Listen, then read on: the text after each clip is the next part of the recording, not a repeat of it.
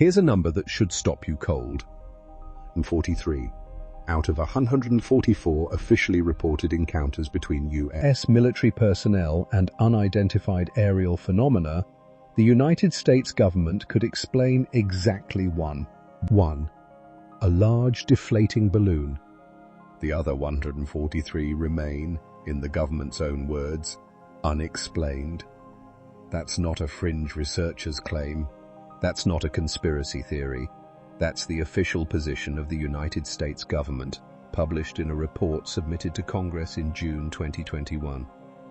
And if you think that number is remarkable, wait until you hear what else the report said. The document was called the Preliminary Assessment, Unidentified Aerial Phenomena.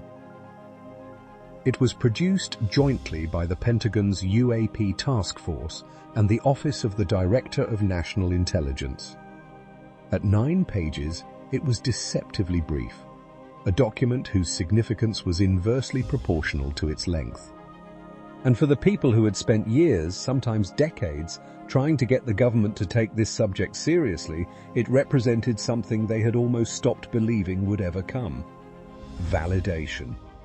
To understand why this report was so significant, you have to understand the context in which it arrived.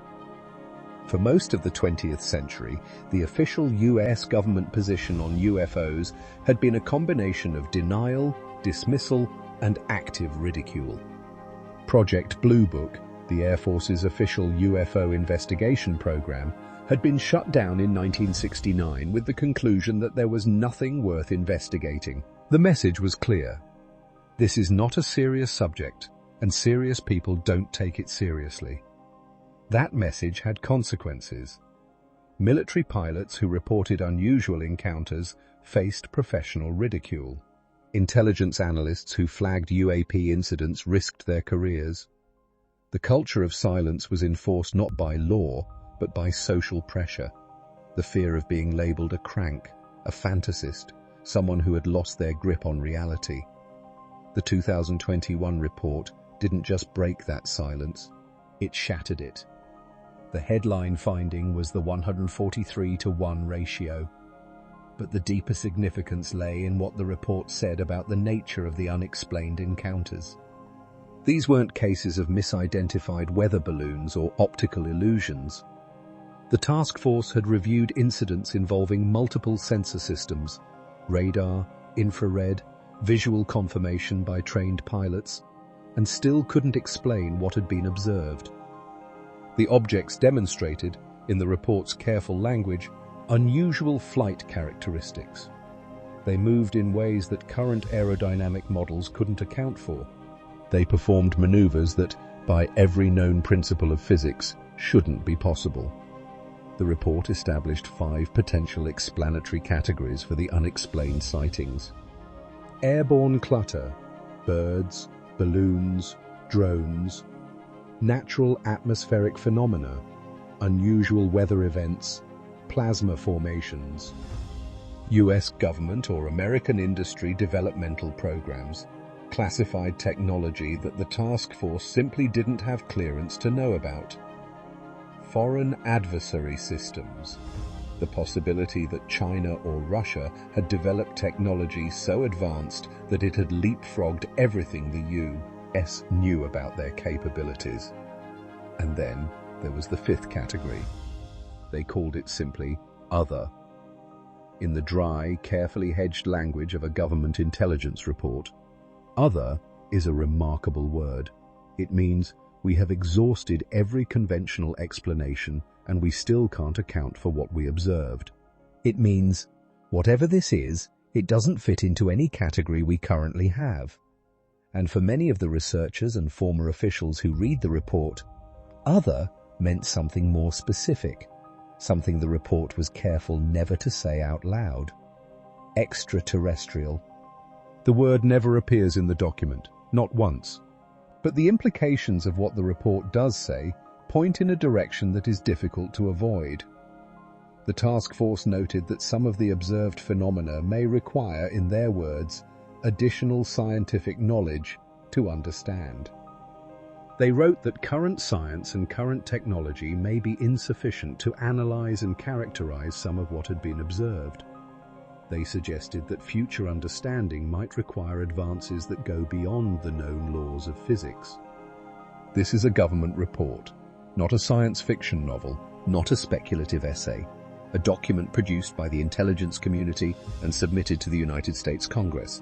And it was saying, in the most careful possible language, that some of what its military pilots had encountered might be operating according to principles that human science doesn't yet understand.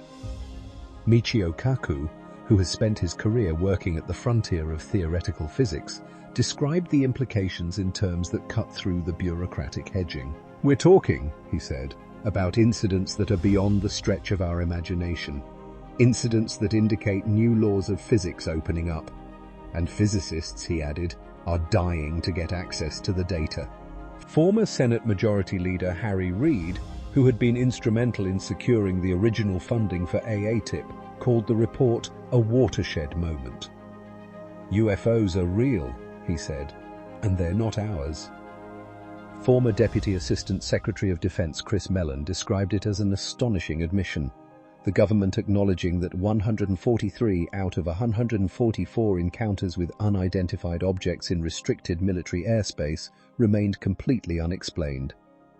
If you're watching this and thinking that this is the kind of content you want more of, we'd love to have you along for the whole journey. Subscribing takes 2 seconds and means you won't miss a single episode in this series. The report was not without its critics. Some in the UFO research community felt it was too cautious, that it stopped well short of the disclosure they had been hoping for. Others pointed out that a 9-page preliminary assessment, however significant, was not the same as the government opening its classified files and showing the public everything it knew. The word preliminary was doing a lot of work in that title.